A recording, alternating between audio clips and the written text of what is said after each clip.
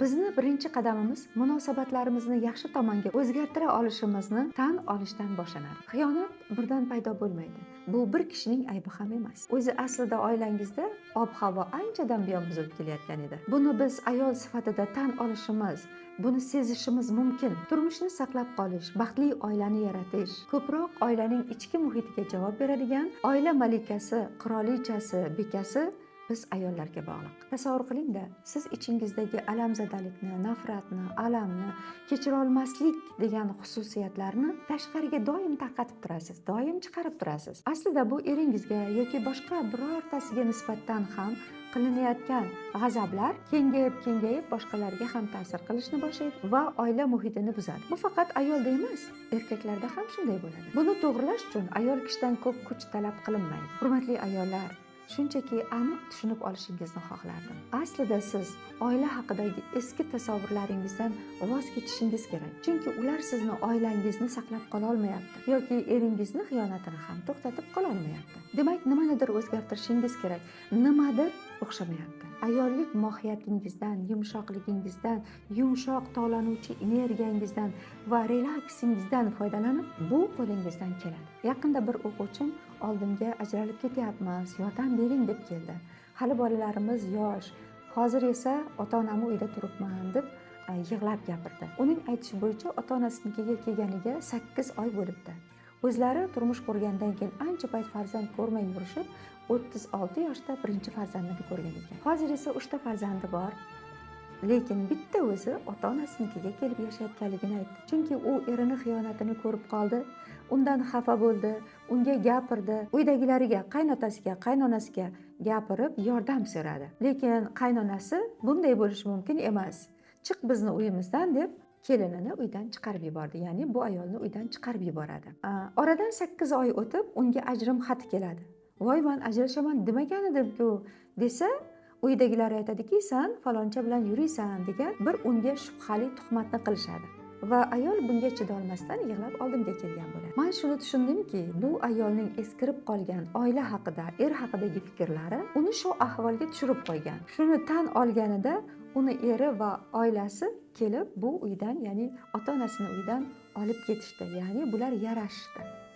Yana birga yashashni boshlashdi. Keyingi darsimizni esa o'zini uyida boshladik. Chunki u men uyimdaman, uyimga kelib sizni darsingizga kiryapman, ustoz, mo'jiza yuz berdi, mo'jiza deb quvonch bilan gapirdi. Bilasizmi, u ayol bilan nima qildik? Uning diqqat markazida bo'lgan, hozir hammasi yomon, ajrashyapman, uni kechirmayman, ular bizga tuhmat qildi, oilamni xafa qildi degan fikrlarni ertaga hammasi yaxshi bo'ladi, bundan ham zo'r bo'ladi, bundan zo'rroq bo'ladi degan fikrga almashtirdik. Natijada ikkita afsonaviy amaliyot bilan oilasidagi muhit o'zgardi. Chunki ayolning holati o'zgardi. Bu faqatgina ayolning qo'lidan keladi. Ishoning, erkaklar ham sizdan ketganidan keyin sizga xiyonat qilib o'zini baxtli his qilmaydi. Ular ham sizni sog'inadi, oilasini, bolalarini kuzatib bunga qayg'uradi. Faqat ular erkakchasiga masalani tez hal qilishga urinadi. Nimaga erkaklar shu ahvolga tushadi bilasizmi? Chunki erkaklar ba'zan jufti bilan emotsional holatni yo'qotadi. Muhabbat emas,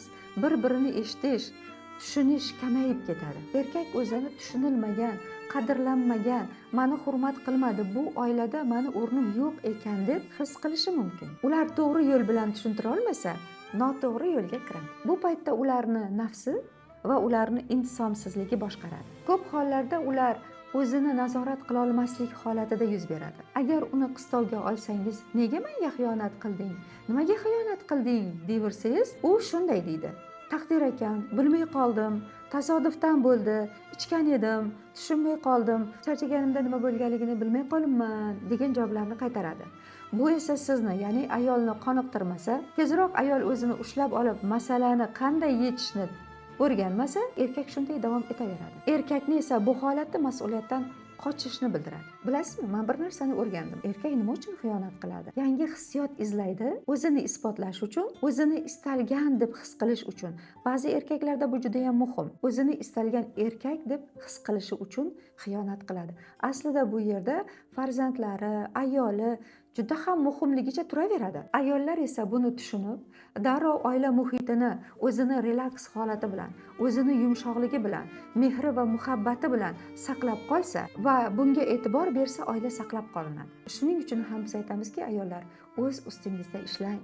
O'zingizni yo'qolib borayotgan orzularingizni mahkam qayta ushlang. Chunki oilaning ichki muhiti siz bilan yorug', siz bilan go'zal, siz bilan nafis bo'ladi. Lekin shuni bilish kerakki, erkaklar xiyonati uchun javob bermaydi degan gap yo'q. Bunga eng ko'p javob beradigan shaxs bu erkakdir. Chunki ayol uyda bola chaqalari bilan, uy ishlari bilan band bo'lib qolganda, albatta erkak kishi uni o'sishi uchun, rivojlanishi uchun qayerdadir o'qitib yoki qaysidir kitoblarni keltirib berib yoki qaysidir psixologik kurslarda ishtirok etishiga, pul ham, vaqt ham ajratishga yordam berish kerak. Albatta ayolning o'sishi va rivojlanishi uchun erkak kishi mablag' ayamasligi kerak. Chunki oilaning va kelajak avlodning rivojlanishi, o'sishi ayolga bog'liq. Hurmatli ayollar, agar siz buzilib borayotgan oilangizni yoki buzilgan oilangizni qayta baxtli oilaga aylantirmoqchi bo'lsangiz yoki oilangizni qayta tiklamoqchi bo'lsangiz, mani yaqinda bo'lib o'tadigan bepul vebinarimda ishtirok eting. Vebinarda biz erkak psixologiyasi, ayol psixologiyasi, ayolning ichki holati va baxtli bo'lish uchun unga kerakli bo'lgan barcha ayol xislatlarini qaytadan uyg'otishga yordam beramiz. Vebinarimda ishtirok etmoqchi bo'lsangiz, pastdagi linkni bosib, Telegram kanalimga o'ting. U yerda siz bilan vebinarda uchrashamiz.